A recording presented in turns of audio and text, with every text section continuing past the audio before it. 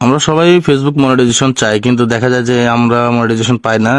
তার কারণ হচ্ছে একটি ভুল আমরা সবসময় করি, যার কারণে মূলত আমরা ফেসবুক থেকে মনিটাইজেশন পাই না। তো সেই ভুলটি কি সেটা চলুন দেখে আসি। তো আমি আমার ফেসবুকে চলে যাব। ফেসবুকে যাওয়ার পর এখানে আমার এই যে প্রোফাইল আইকন, এখানে আমি ক্লিক করব। এখান থেকে দেখেন এই যে গিয়ার আইকনটা যে রয়েছে, যে এটা বা সেটিংস আইকন, এখানে ক্লিক করব। ক্লিক করার পরে নিচের দিকে আসবেন, এখানে দেখবেন যে মিডিয়া নামে একটা ইয়ে আছে, মেনু আছে। মিডিয়াতে ক্লিক করব।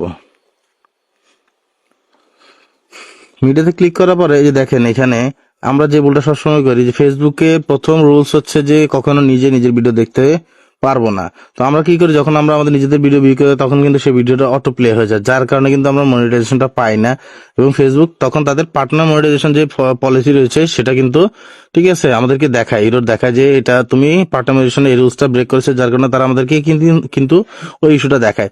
তো এখানে যে কাজটা করবো, এখান থেকে আমরা এই যে নেভার অটো প্লে ভিডিওস এই অপশনটাকে জাস্ট সিলেক্ট করে দিব। সিলেক্ট করার পরে ঠিক আছে, দ্যাটস ইট, আমাদের কাজ হয়ে গেছে। এখন আমরা যদি আমাদের প্রোফাইলে যাই তাহলে কিন্তু আমাদের কোনো ভিডিও আর অটো প্লে হবে না। এখন যদি আমি নিচের দিকে যাই, এই দেখেন ভিডিও কিন্তু অটো প্লে আর হচ্ছে না। হ্যাঁ, তো আপনি যখন ফেসবুকে ভিডিও আপলোড দিবেন অবশ্যই মাথায় রাখবেন যে আপনার ভিডিওর জন্য কখনো অটো প্লে না হয়। অটো প্লে হলে আপনি আর মনিটাইজেশনটা পাবেন না।